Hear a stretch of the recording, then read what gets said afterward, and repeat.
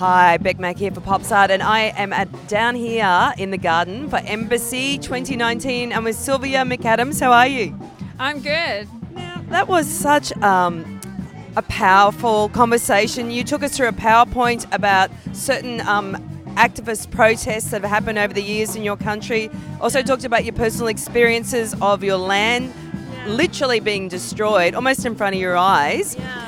How do you feel now after being in the embassy space and having shared that story with everyone?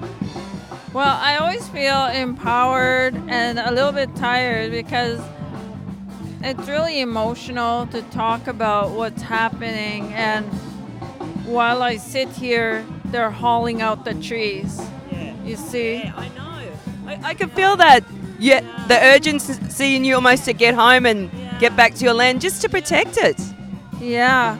It's like there's just no peace. You know, you can't rest. It's constant all the time. Yeah. Which is why spaces like this and what Richard is doing is so needed.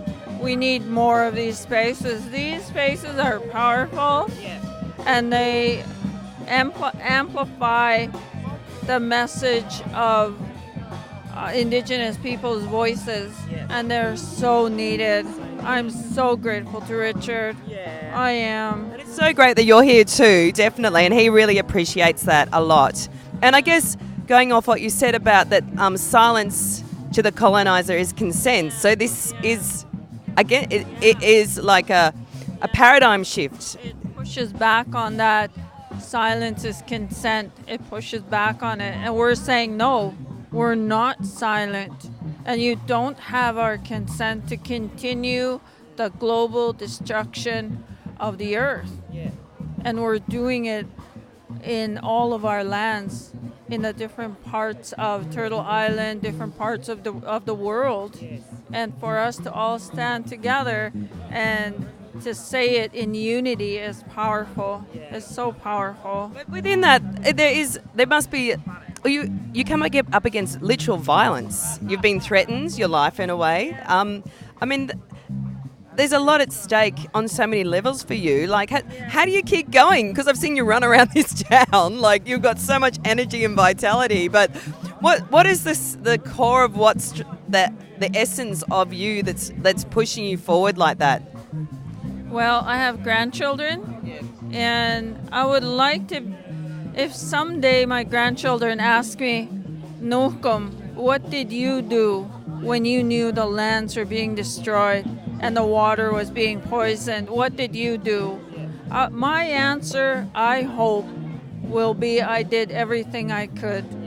That's what I measure myself by. I have to do everything that I can. And so I suffer a little bit running across Venice. Yeah. That's the easy part. Yeah, you know, I would love to say that I did everything I could. And this is what you're seeing, driven by that. Well, you're a great inspiration. I hope you get to go home and have your moose nose soup soon. I know you're desperate. I am. I need the traditional foods of my people that are totally connected to the lands that I'm protecting and defending. And I'm not an activist or an environmentalist. If someone was breaking into your home, no one would describe you as an environmentalist. And this is my home. Yeah. These are my homelands. Yeah. Taking a stand. Yes. Yeah. Yes. Yeah. Well, it's so wonderful to meet you. You need some food. I You're do. starving. So thank you.